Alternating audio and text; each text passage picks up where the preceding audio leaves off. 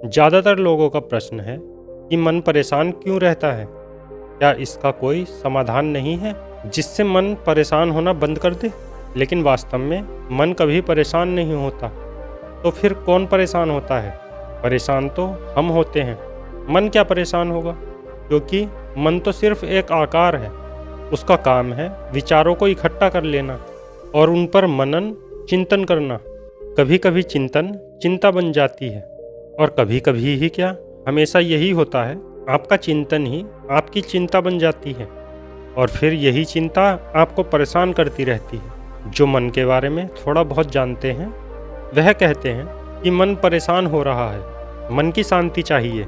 और जो नहीं जानते वे कहते हैं मैं परेशान हो रहा हूँ, मुझे शांति चाहिए। इस ब्रह्मांड में हर किसी का एक स्वभाव होता है, एक प्रकृति होती है। अगर वह चीज अपनी प्रकृति या स्वभाव के हिसाब से चले तो सब ठीक चलता है, या कहें कि हम उस चीज का इस्तेमाल सही से करें तो सब कुछ सही चलता है।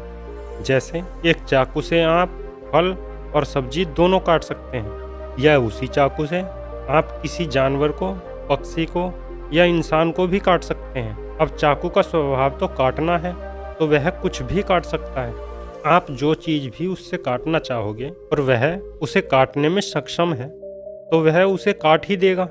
उसी तरह मन का भी एक स्वभाव है और उसका स्वभाव है कि वह विचारों को उत्पन्न कर सकता है, पर वह कितने विचार उत्पन्न करेगा यह उसके भी हाथ में नहीं है। यह तो मन को धारण करने वाले के हाथ में होता है, यानी हमारे हाथ में।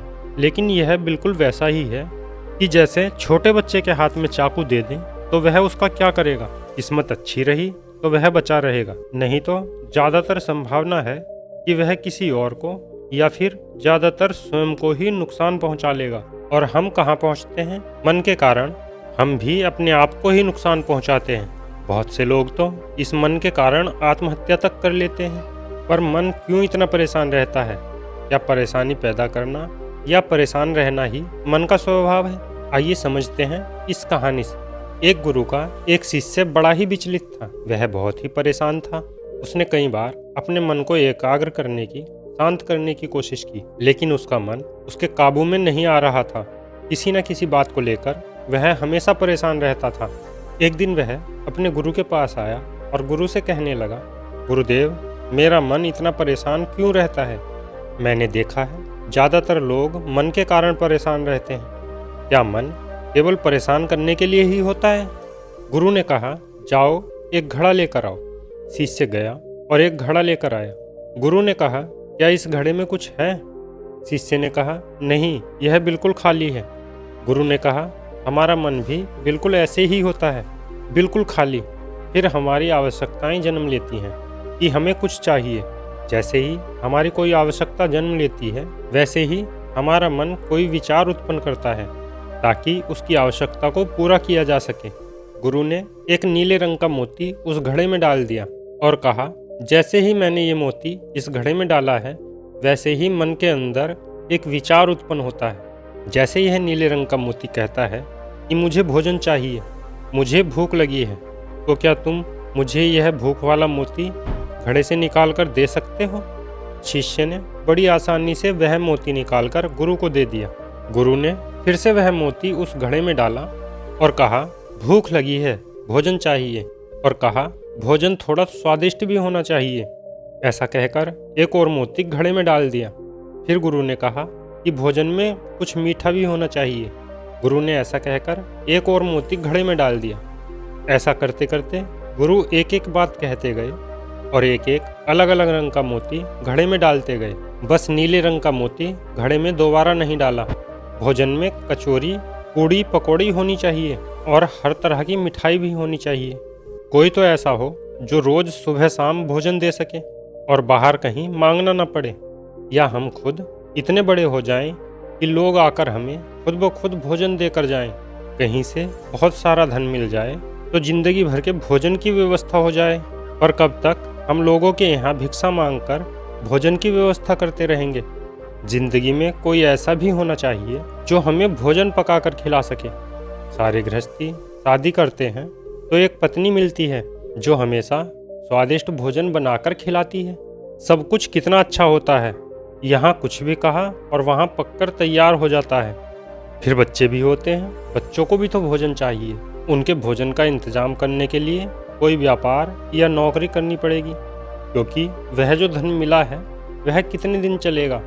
फिर से भोजन की दिक्कत हो जाएगी और अब तो और अधिक भोजन चाहिए होगा, क्योंकि पहले तो मुझ अकेले को भोजन चाहिए था, पर अब तो पत्नी है, बच्चा है, इनको भी तो भोजन चाहिए। अब इतने भोजन का इंतजाम मैं कहाँ से करूँगा? यह तो बड़ी दुविधा हो गई। मेरे पास तो कुछ भी नहीं है और बहुत कुछ चाहिए।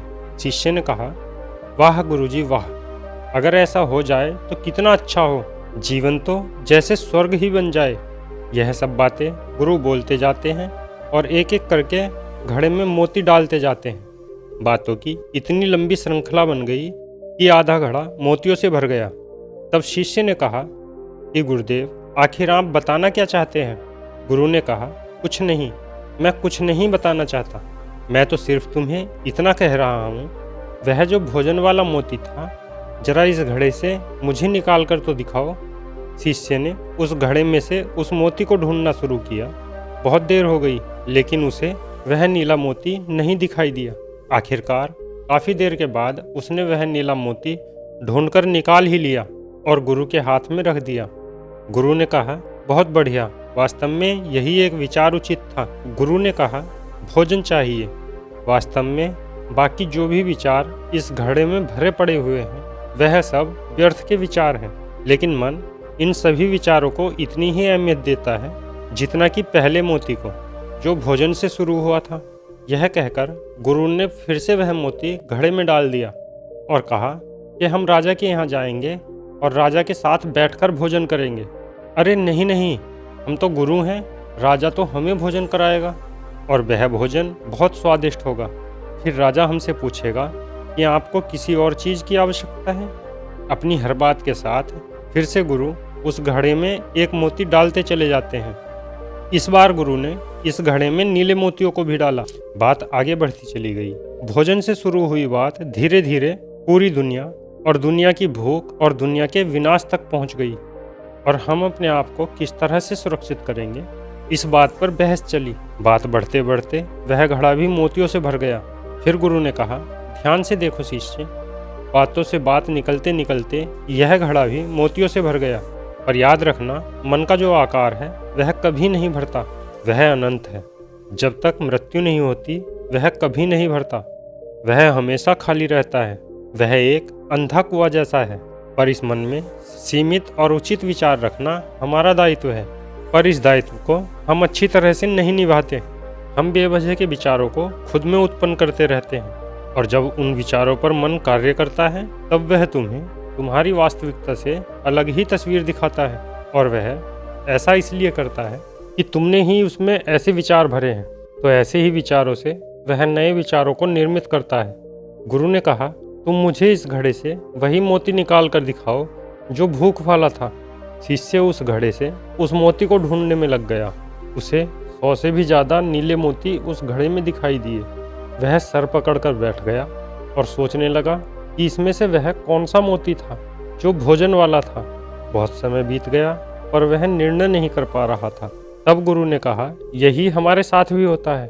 हमारे मन के भीतर इतने विचार हैं और हर विचार इतना जरूरी लगता है कि वह हर विचार पूरा हो जाए जो हम सोचते हैं।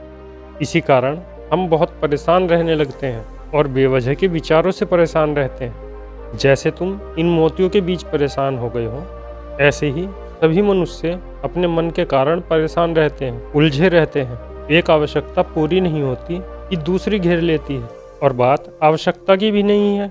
आवश्यकताएं पूरी करने के लिए ही मन होता है, पर समस्या तो तब होती है जब बेवजह की आवश्यकताएं उत्पन्न होती हैं। मन में इतनी शक्ति है कि वह किसी भी आवश्यकता को पूरा करने की शक्ति रखता है, और उसके लिए वह एक जुड़ाव पैदा करता है।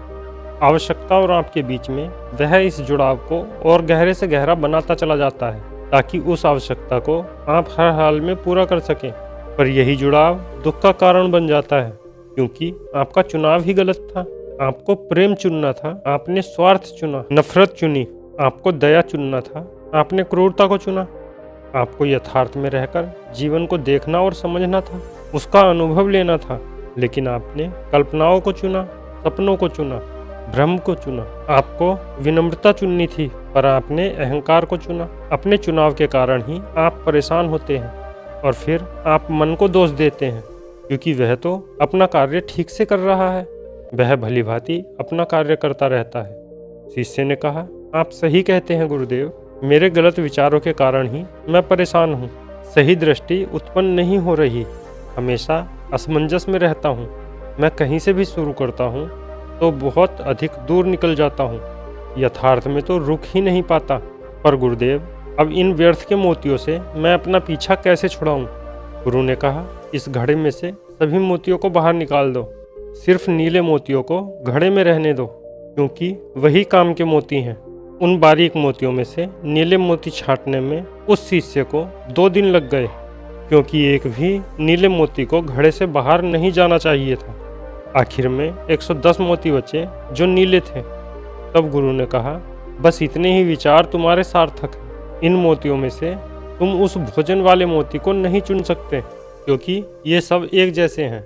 ये सब सार्थक विचार हैं, पर इनमें से किसी भी मोती को, किसी भी विचार को तुम भोजन वाला मोती बनाकर प्रयोग कर सकते हो। शिष्य ने कहा, गुरुदेव, यह तो घड़ा है, इसमें से मोती अलग करना इतनी बड़ी समस्या नहीं थी, पर मैं मन से विचारों को कैसे हटा सकता हूँ? गुरु ने कहा, वैसे ही जैसे इस घड़े से हटाए हैं, ध्यान से एक एक विचार को देखकर।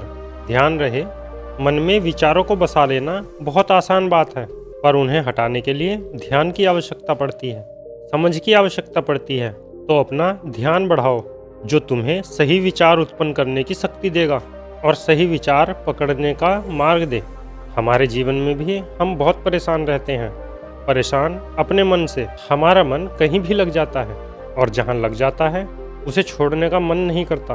वह छूट जाए तो मन बेचैन होता है, क्योंकि हम उन चीज़ों को लेकर बहुत सारे सपने बुन लेते हैं, भविष्य की तैयारी कर लेते हैं। पर जैसे ही वह विचार टूटता है, हमारा सपना टूटता है, दर्द बहुत होता है, घुटन होती है, जीने का मन नहीं करता। और यह बात समझ ही नहीं आती कि हम गलत विचारों में फंस गए हैं। जीवन का मकसद यह नहीं था, इसलिए अपने आप को बचाने का दायित्व भी आप पर ही है। आप भी अपने मित्र और शत्रु दोनों ही हो सकते हैं, इसके लिए किसी तीसरे को दोष मत देना। तो दोस्तों, ये कहानी आपको कैसी लगी? अपनी राय कमेंट बॉक्स में शेयर करें। वीडियो अच्छी लगी हो तो वीडियो को लाइक करके चैनल को सब्सक्राइब अवश्य कर लें। हम मिलते हैं फिर किसी ज्ञानवर्धक कहानी के साथ। तब तक के लिए धन्यवाद।